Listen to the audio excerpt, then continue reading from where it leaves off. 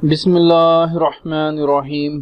السلام علیکم ناظرین، تمام تعریفیں اللہ تعالیٰ کی پاک ذات کے لیے جو تمام جہانوں کی خالق مالک پروردگار ہے، اور لاکھوں کروڑوں اربوں خربوں درود اور سلام اللہ تعالیٰ کے آخری نبی اور رسول حضرت محمد مصطفیٰ احمد مجتبیٰ صلی اللہ تعالیٰ علیہ وآلہ وسلم پر۔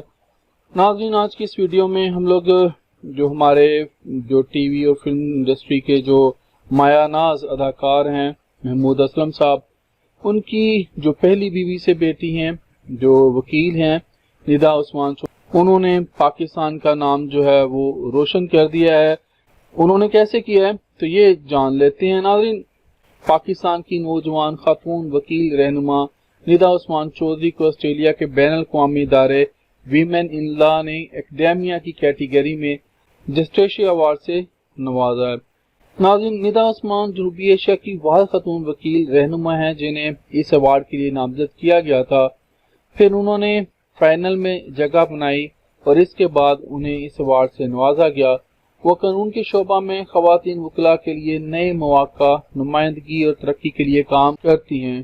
ایڈوکیٹ ندا عثمان کی نامزدگی جو ہے جنوبی افریقہ کی ویمن ان لا کی رہنما جو ہیں آشا سنگھانیا، انہوں نے کی تھی۔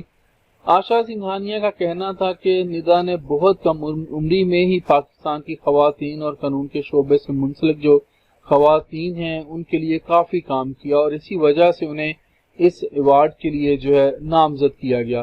ناظرین، ایڈوکیٹ ندا نے ابتدائی تعلیم جو تھی لاہور ہی سے حاصل کی تھی۔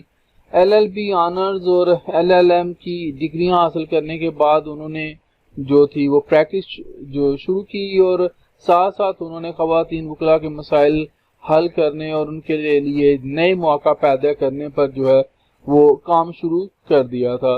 تو ناظرین، یہی وجہ تھی کہ ان کو اس ایوارڈ کے لیے نامزد کیا گیا، اور وہ جو ہیں پاکستان کی جو واحد خاتون بن گئی، بلکہ جنوبی ایشیا کی واحد خاتون رہنما ہے جنہیں اس ایوارڈ کے لیے نامزد کیا گیا تھا، اور ان کو یہ جسٹیشیا ایوارڈ جو ہے اس سے نوازا گیا ہے۔ تو ناظرین، آج کے لیے اتنا ہی۔ زندہ رہا تو آپ کے ساتھ پھر انشاءاللہ اگلی ویڈیوز میں ملاقات ہوگی۔ اجازت دیجیے، اللہ حافظ۔